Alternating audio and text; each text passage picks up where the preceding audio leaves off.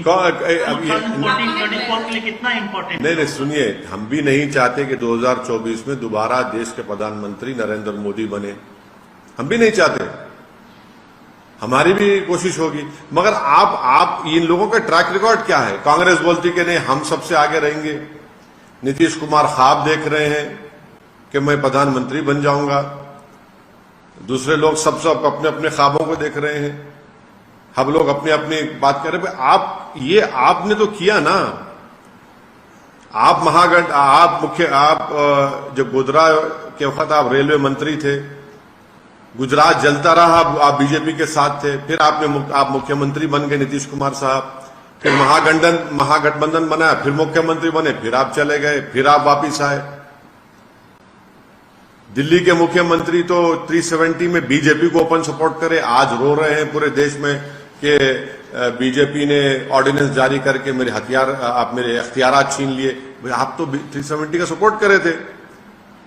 आप बात करते हैं कम्युनल सेकुलरिज्म की और वहां पर शिवसेना के साथ आप अलायंस करके मुख्यमंत्री बनाते हैं उनको, उद्धव ठाकरे को, और शिवसेना वहां पर है। ममता बनर्जी है जो कहती है कि मेरा गोत्रा सबसे बड़ा है। आप कम्युनलिज्म से मुकाबला करेंगे इस तरह से? अभी नहीं, हमको इसलिए नहीं बुलाए क्योंकि हम सच्चाई को बयान करते हैं। और वहां पर ये जितने भी लोग हैं, जितने भी नेता वहां पर हैं, ये तीन चीजों को नहीं चाहते कि इंक्लूडिंग बीजेपी, कि मुस्लिम, दलित और आदिवासियों का पॉलिटिकल एम्पावरमेंट हो। ये चाहे ये लोग हो या बीजेपी, कभी नहीं चाहेंगे लोग कि मुसलमान, दलित और आदिवासियों का पॉलिटिकल एम्पावरमेंट हो। सर, उनका विजन कैसा देखते हैं? मगर ये जो अपोजिशन पार्टी से, आप भी अपोजिशन पार्टी है, आप चीफ है, तो मतलब आप कैसा देखते हैं? इनका विजन कैसा देखते हैं? क्या विजन है बोलिए आप, मेरे को नहीं मालूम। सिंपल देखे हैं, बीजेपी से लड़ना है, उनको हराना है, इसीलिए तो ऐसा हो जाए, ये विजन है, ये विजन है आपका, ये विजन है आपका। आप ये विजन को लेकर जाएंगे देश के सामने? जाके लेके जाइए, मालूम होता आप लेकर जाइए। अगर आप जो कह रहे हैं उनका वो विजन है, इसको विजन बोलेंगे आप? आपका विजन क्या है, आपका एजेंडा क्या है, कैसा होगा ये? I don't no.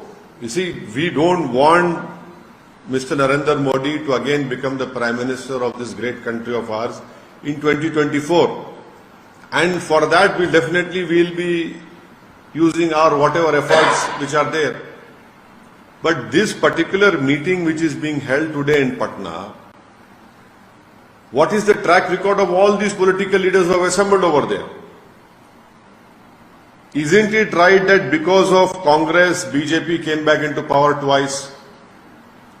Isn't it right to say that Mr. Nitish Kumar was the railway minister when BJP, when the Gujarat genocide and program happened?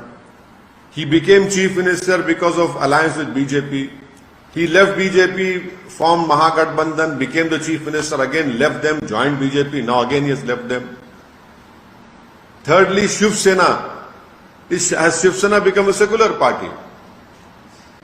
That Shiv Sena where Mr. Uddhav Thackeray as the chief minister stood up in the Maharashtra assembly and said that yes, we are proud of demolishing Babri Masjid. The chief minister of Delhi supported BJP when in the Lok Sabha and Rajya Sabha when Article 370 was removed in an unconstitutional way. What is this? Mr. Nitish Kumar as the chief minister could not visit his own home district when a communal riot happened and 100-year-old madrasa was burned down. He could not go over there. So we don't know. They are doing it. Let us see what happens in the future. I can only say, I am reminded of this Urdu शेर that इब्तिदा इश्क के आगे देखिए होता है क्या, और दूसरा क्या है कि हुनूस दिल्ली दूरस्त। सर, कौन लगता है आइडियल पीएम? देखिए आप जो है ना, नरेंद्र मोदी जो चाहते हैं वो पूछ रहे हैं आप। नरेंद्र मोदी ये चाहते हैं कि चेहरे सामने आ जाए और मैं सबको देख लूंगा। हम ये कह रहे हैं कि चेहरे नहीं, 540 लोकसभा की सीटों पर नरेंद्र मोदी से मुकाबला होना चाहिए। आप जिस दिन चेहरों को लेकर आएंगे, ये चेहरा है, ये चेहरा है, ये चेहरा है, भाई ये चेहरों को लेकर आएंगे, बीजेपी को फायदा हो जाएगा। चेहरा होना चाहिए बेरोजगारी का, चेहरा होना चाहिए मॉब लिंचिंग का, चेहरा होना चाहिए इन्फ्लेशन का, चेहरा होना चाहिए जीडीपी का जो गिर रहा है, महंगाई जो बढ़ रही है, ये चेहरे होने चाहिए।